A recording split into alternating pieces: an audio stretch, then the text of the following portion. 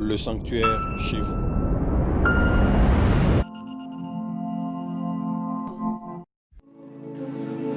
Alléluia, shalom frères et sœurs, bienvenue à notre rencontre d'aujourd'hui. Nous bénissons le Seigneur qui nous accorde ce moment et nous croyons que vous êtes bien portants là où vous êtes et nous allons passer les bons moments dans la présence de Dieu. Nous allons prier. Père, merci pour ce moment, merci pour ce temps que nous allons passer à écouter ta parole. Merci parce qu'aujourd'hui encore tu veux nous parler, tu veux nous faire du bien, tu veux nous bénir. Merci parce que tu veux parler à mon frère, tu veux parler à ma soeur. Bénis ta parole dans nos cœurs, que le Saint-Esprit glorifie le nom de Jésus-Christ. Nous sommes là, Seigneur, pour t'écouter. Parle-nous, Père, au nom de Jésus. Amen, amen, amen. Alléluia. Nous continuons avec notre série sur les combats spirituels et nous allons clôturer cela aujourd'hui avec la victoire dans les combats spirituels. Nous allons avec l'aide de Dieu clôturer. Enfin, nous avons dit comment marcher dans la victoire. Premièrement, nous devons avoir l'assurance de notre salut. Deuxièmement, nous devons bâtir notre foi, avoir une foi solide. Et nous avons dit comment il faut bâtir cette foi. Il faut avoir, il y a la place de la parole, il y a la place de la prière. Et nous avons parlé sur, nous devons veiller sur ce qui entre dans nos oreilles. Troisièmement, nous avons dit, nous devons avoir la révélation de l'œuvre de la croix. Notre victoire ne dépend pas de ce que nous faisons. Notre victoire dépend de l'œuvre de la croix, de ce que le Seigneur a accompli pour nous. Et quatrièmement, nous avons dit, nous devons connaître les armes et savoir les utiliser. Et nous avons parlé de des armes, la parole de Dieu et le nom de Jésus. Nous avons vu la fois passée comment utiliser ces armes. Comment utiliser ces armes. Il est important de savoir comment utiliser ces armes. Il y a trois termes importants dans les combats spirituels. Il y a se protéger, donc tenir ferme dans la foi. Il y a récupérer ce que le diable a volé et repousser le diable et son royaume. Il est important de savoir utiliser les deux armes que nous avons cité, la parole de Dieu et le nom de Jésus dans ces trois domaines, du combat spirituel. Nous devons savoir comment les utiliser. Nous avons parlé de comment les utiliser quand il s'agit de protéger sa foi. Il est important de confesser la parole de Dieu et non pas seulement confesser la parole de Dieu, non pas seulement déclarer déclarer la parole de Dieu, mais aussi utiliser l'autorité du nom de Jésus-Christ.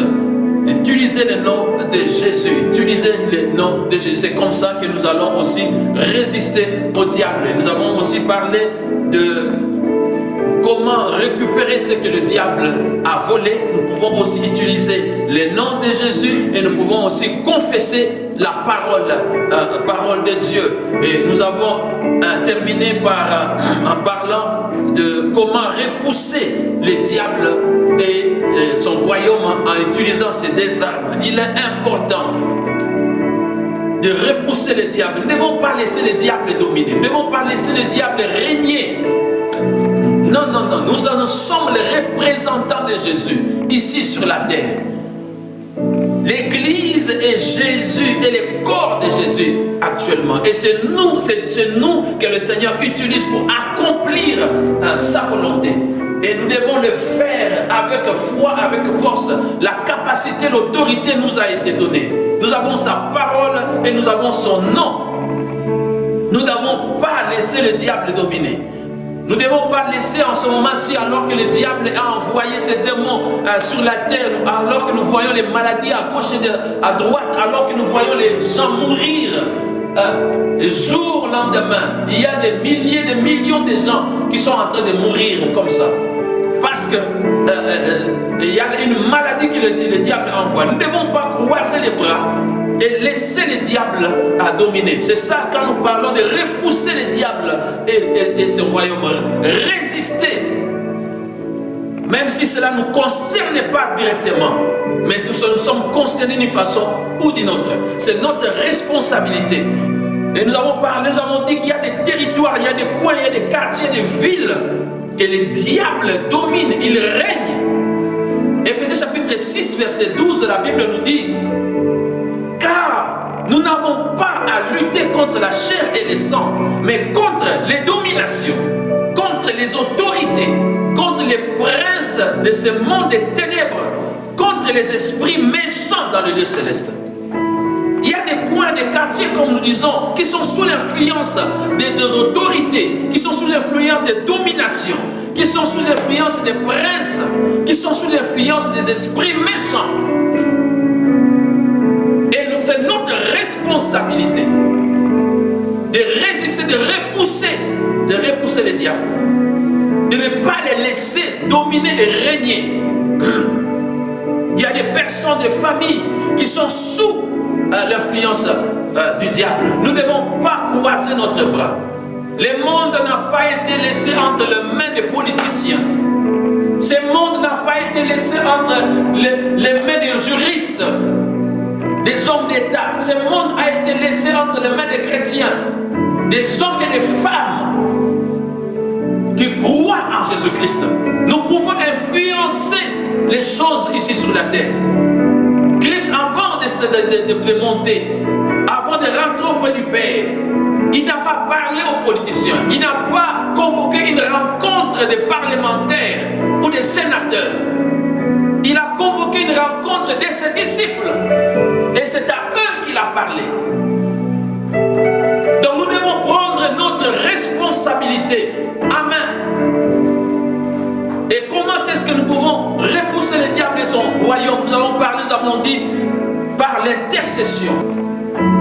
Nous devons repousser le royaume des diables par l'intercession. La Bible nous dit dans 1 Timothée chapitre 2, verset 1 à 2, il dit: j'exhorte donc avant toute chose à faire des prières, des supplications, des requêtes, des actions de grâce pour tous les hommes. Verset 2, la Bible dit: pour les rois et pour tous ceux qui sont élevés en dignité, afin que nous menions une vie paisible et tranquille en toute piété et honnêteté. Donc nous avons la responsabilité par l'intercession de prier pour les gens qui sont élevés en dignité. Et quand nous le faisons, c'est une façon de prier, de résister, de repousser le royaume des ténèbres. Nous prions afin que ces personnes viennent au Seigneur. Ça, c'est la première possibilité. Nous prions pour que ces personnes viennent au Seigneur et qu'ils quittent le royaume des ténèbres pour venir dans le royaume du Seigneur. Et deuxième possibilité, nous prions pour que ces gens-là ne soient pas sous l'influence du monde des ténèbres, pour qu'ils ne puissent pas prendre la décision inspirée par le diable, pour que le Seigneur lui-même puisse dicter les décisions, des positions à prendre, qu'ils soient sous l'influence, même s'ils ne viennent pas au Seigneur, mais leurs décisions soient inspirées par le Seigneur. Et quand c'est là, donc le diable ne saura plus les contrôler parce que nous avons prié pour ces personnes. Nous avons arrêté l'influence du diable dans la vie de ces personnes par l'intercession, par notre prière. Et comment est-ce que nous pouvons aussi résister, repousser le royaume des ténèbres? C'est par les prières d'autorité qu'on appelle les prières de combat. À Satan d'ôter ta main, ordonner à Satan de reculer, les repousser par les prières, leur donner de ne plus agir dans telle famille, dans tel coin, dans tel quartier. Nous en avons l'autorité. Je vous ai donné le pouvoir de marcher sur les serpents et sur les scorpions et sur toute la puissance de l'ennemi, et rien ne pourra nous nuire. L'autorité, nous l'avons. Nous pouvons réclamer les quartiers, nous pouvons réclamer les villes, nous pouvons réclamer des domaines là où règne le diable. Nous pouvons réclamer cela au nom de Jésus. Et nous avons parlé aussi sur la prédication de l'évangile. L'apôtre Paul dit, je n'ai point honte de l'évangile. C'est une puissance de Dieu pour le salut de quiconque croit. La prédication de l'évangile, l'évangile est une puissance de Dieu. Quand nous prêchons l'évangile, nous libérons la puissance de Dieu. Seulement par la prédication de l'évangile, la puissance de Dieu est libérée. Seulement par la prédication de l'évangile, les âmes peuvent être sauvées. Par la prédication de l'évangile, les âmes peuvent prendre la décision de quitter le royaume des ténèbres et pour venir dans le royaume de Dieu. C'est une défaite pour le diable quand une âme est sauvée. Le diable perd quand une âme décide de quitter son royaume et de venir dans le royaume de Dieu. Les anges, la Bible nous dit, se réjouissent quand une âme prend la décision de venir à Dieu. Donc voilà pourquoi, dans les combats spirituels, ce n'est pas seulement prier, ce n'est pas seulement donner l'ordre à Satan de quitter un territoire, mais c'est aussi en prêchant l'évangile, par la prédication de l'évangile. Nous élevons Jésus quand nous prêchons l'évangile. Nous annonçons Jésus quand nous prêchons l'évangile. Et Jésus est glorifié quand nous prêchons l'évangile. La parole de Dieu est puissante. Nous devons la prêcher. Nous devons la déclarer. Nous devons l'annoncer. Si nous voulons que le diable recule, si nous voulons que les esprits méchants puissent quitter un territoire, un coin, prêchons l'évangile. Prêchons l'évangile. Quand il est prêché, quand il est proclamé l'évangile, les démons et les esprits libèrent et prennent fuite. Quand l'évangile est prêché, les malades peuvent être guéris. Quand l'évangile est prêché, les hommes et les femmes peuvent être libérés. Les écailles peuvent tomber des yeux. Les voiles peuvent tomber, disparaître. Les gens peuvent voir clair à cause de la prédication de l'évangile, parce que l'évangile est annoncé. Voilà pourquoi annonçons l'évangile. Annonçons l'évangile. Annonçons l'évangile. C'est la puissance de Dieu. C'est la puissance de Dieu. Les quartiers peuvent être libérés à cause de la prédication de l'évangile. Alléluia. Nous avons la responsabilité de faire reculer le diable. Nous n'avons pas accepté voir le diable dominer, régner, comme si c'était lui qui avait les derniers mots. Nous devons lui résister avec une foi ferme. Et nous ne devons pas seulement attendre que le diable nous attaque. Nous avons la responsabilité de l'attaquer et de le déloger. Là où il règne, là où il domine. C'est vrai, c'est lui, la Bible dit, c'est lui le prince, le Dieu de ce monde. Mais tant que nous serons là, sur cette terre, nous ne les laisserons pas dominer. Car celui qui a les derniers mots, c'est Jésus. C'est lui qui est le Seigneur, c'est lui qui est le Maître, c'est lui qui est l'Alpha et l'Oméga. C'est lui qui est le Seigneur. Alléluia. Oh, gloire au Seigneur. Comment marcher dans la victoire? Nous avons dit avoir l'assurance de son salut, bâtir sa foi, avoir la révélation de la croix et connaître les armes et savoir les utiliser. Cinquièmement, comment marcher dans la victoire? Il faut se soumettre à Dieu. Se soumettre à Dieu. Jacques 4, verset 7 nous dit, soumettez-vous donc à Dieu. Résistez au diable et il fuira loin de vous. Soumettez-vous à Dieu. Résistez au diable et il fuira loin de vous. Donc si nous voulons résister au diable, si nous voulons que le diable puisse fuir loin de nous, la première chose à faire, c'est se soumettre d'abord à Dieu. Donc la Bible nous appelle, nous invite à nous soumettre à Dieu avant de résister au diable. Nous ne pourrons pas pas résister au diable si nous ne savons pas comment résister à Dieu. Si nous ne sommes pas soumis à notre Dieu. C'est Dieu qui nous donne la capacité. C'est Dieu qui nous donne les moyens pour résister au diable. Et si nous ne sommes pas soumis à lui, nous serons dans l'incapacité de résister au diable. C'est soumettre à Dieu, c'est accepter sa volonté. C'est accepter ses pensées. C'est accepter ses directives dans notre vie, dans tous les domaines de notre vie. C'est soumettre à Dieu, c'est accepter de marcher selon sa parole. C'est soumettre à Dieu, c'est dire comme à Christ, non pas ce que je veux, mais ce que tu veux dans ma vie. C'est se disposer à faire la volonté de Dieu. C'est disposer à marcher dans la crainte de Dieu.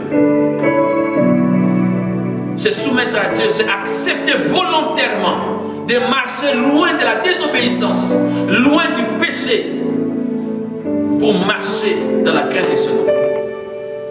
C'est soumettre totalement à lui. La vie du péché affecte notre foi. La vie du péché affecte notre foi. Elle nous expose, elle nous rend vulnérables.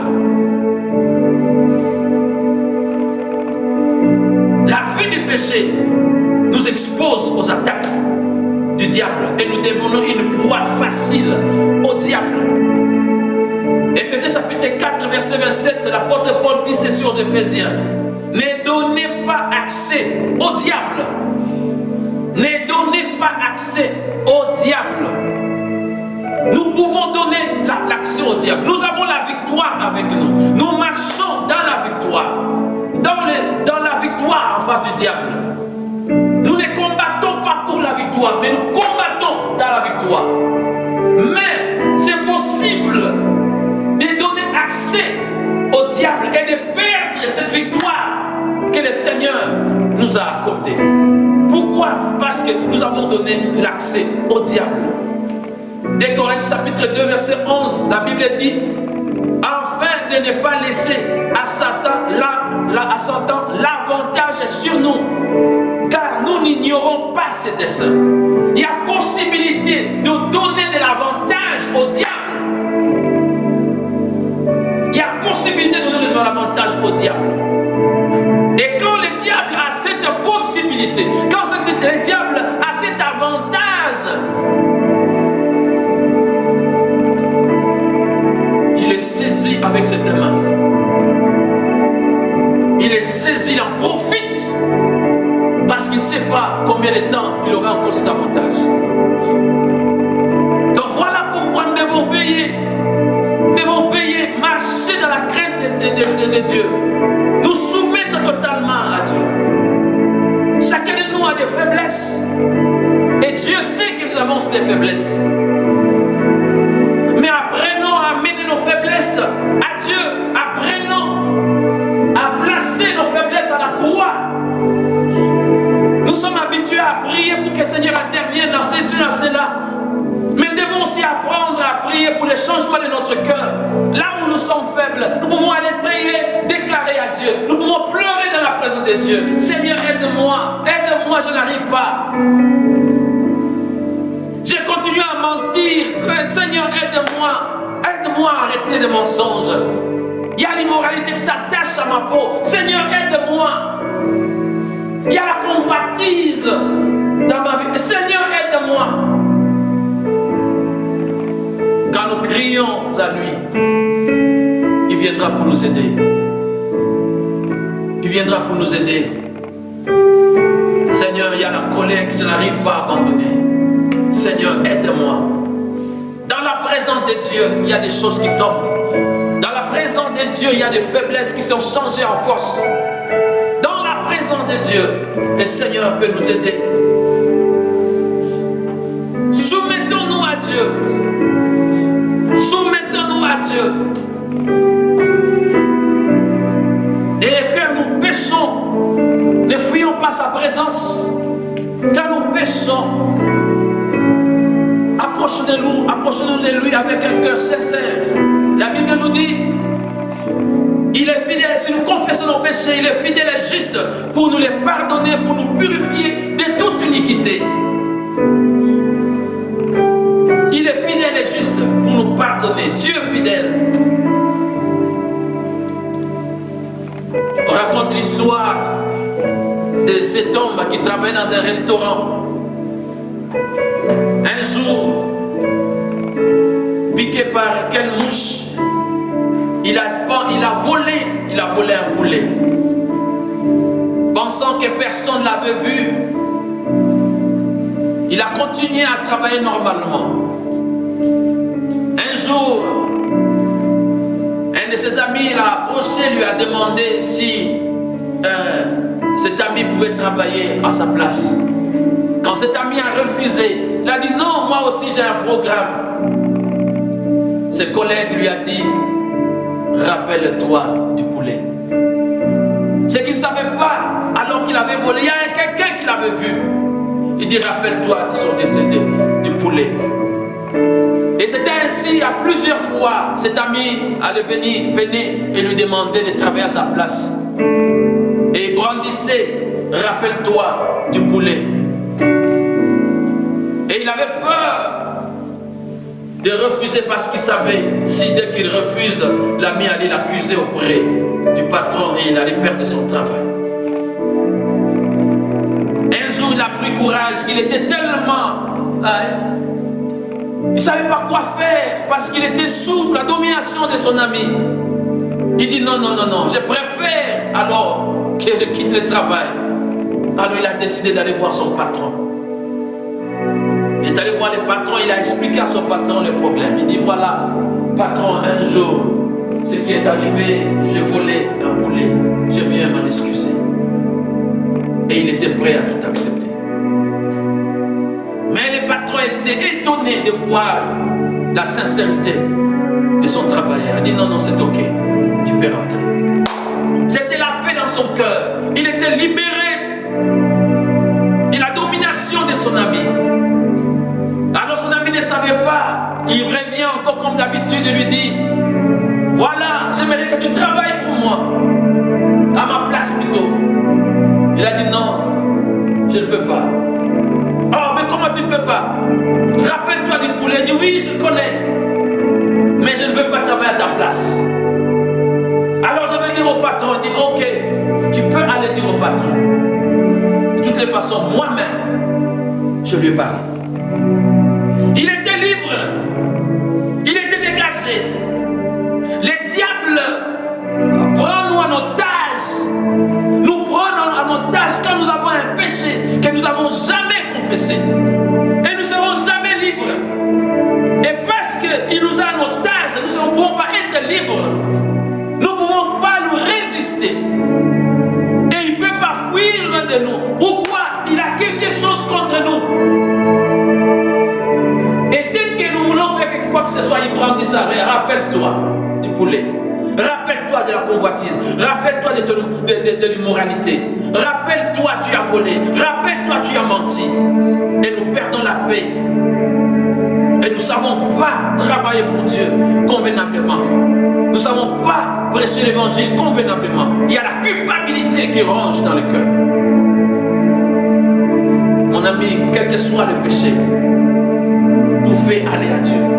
Il est fidèle et juste pour vous pardonner et pour vous purifier de votre iniquité. Ne gardez pas ces péchés dans votre vie. Ne vous éloignez pas de Dieu à cause d'un péché.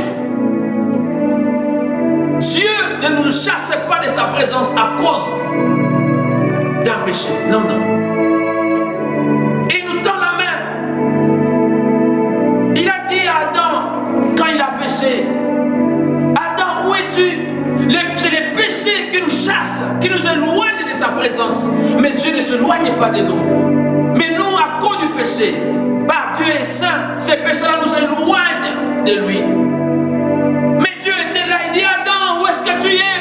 Adam, où est-ce que tu es? Dieu cherchait Adam pour qu'il revienne à lui. Mon frère, ma soeur, si tu vis dans les péchés, Dieu te cherche. Il veut que tu retournes à lui.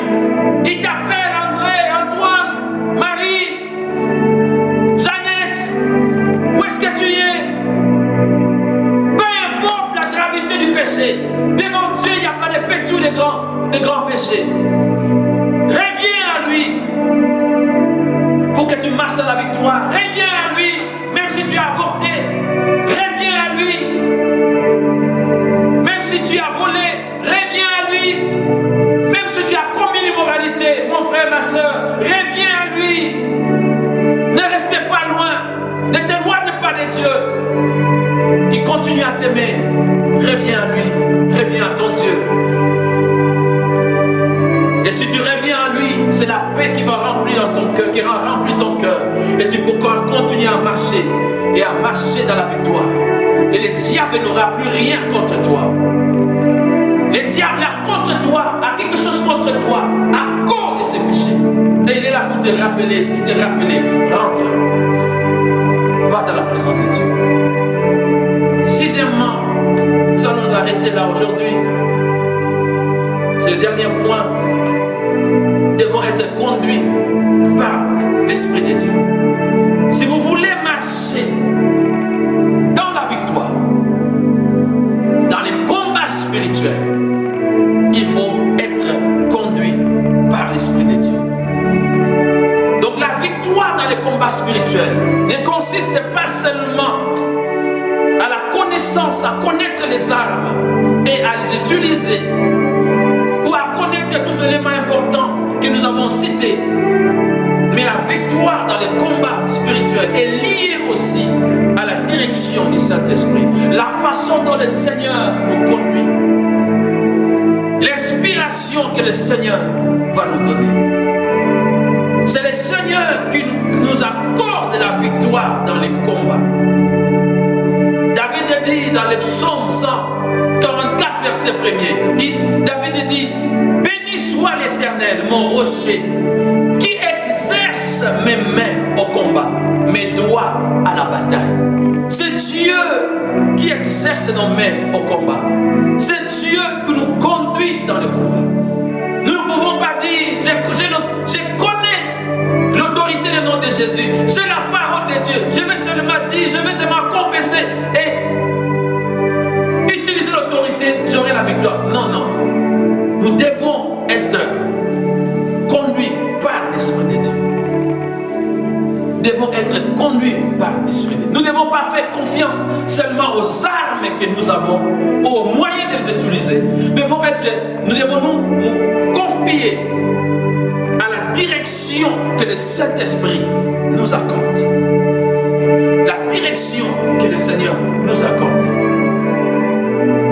Les combats spirituels ne sont pas gagnés seulement par la connaissance des armes.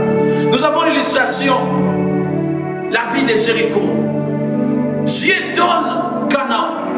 Et la première ville à conquérir pour entrer à Canaan, c'était Jéricho. Une ville impossible à conquérir. Une ville barricadée. Mais Israël a pu gagner, conquérir cette ville. Comment? Par la stratégie que Dieu lui avait donnée. Mais après cette ville, il y a eu la deuxième ville, la ville Haï. Israël, devant une petite ville, a échoué, a perdu la bataille. Pourquoi? Parce qu'il s'est dit: oh non, comme j'ai gagné la première ville, comme j'ai conquis la première ville, je veux aussi.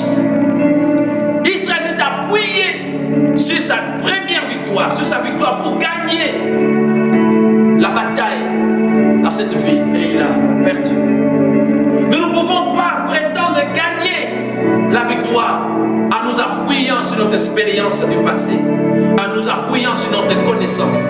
Mais nous devons nous appuyer sur le Seigneur. Nous devons nous appuyer sur le Saint-Esprit. C'est lui qui nous conduit. Il peut nous demander, il peut nous donner des directives afin que nous puissions gagner le développement. C'est lui qui nous donne les stratégies pour comment réellement utiliser les armes sur un terrain de bataille. Soyons soumis à sa directive, soyons soumis à sa direction. Alors, nous allons gagner la bataille. Galates chapitre 5, verset 6 nous dit: marchez sur l'esprit et vous n'accomplirez pas les désirs de la chair. Si nous marchons selon l'esprit, nous allons gagner la bataille. Mon frère et ma soeur, Dieu aimerait que vous puissiez marcher dans la victoire. La victoire est pour vous. La victoire est pour vous. Et pourquoi? Parce que Christ a déjà combattu pour nous. Il est mort à la croix, il a écrasé, il a dépouillé, il a désarmé les diables. Et la victoire est votre. Et que Dieu vous aide à marcher dans la victoire. Que Dieu vous aide à marcher dans les succès. Que Dieu vous aide à avancer, à ne pas reculer. Que Dieu puisse vous aider à conquérir les territoires du diable. Que Dieu puisse vous aider à tenir ferme dans la foi. Que Dieu puisse vous aider à récupérer ce que le diable a volé. Que le Seigneur puisse vous aider. Que sa main soit sur vous. Alléluia. Que le bonheur et la grâce puissent vous accompagner. Dans le nom de Jésus. Seigneur, je prie pour mon frère. Je prie pour ma soeur. Que ta main soit sur eux. Tu connais les besoins de chacun. Seigneur, interviens. Pour la seule gloire de ton nom. Au nom de Jésus. Que Dieu vous bénisse. Alléluia. Gloire au Seigneur.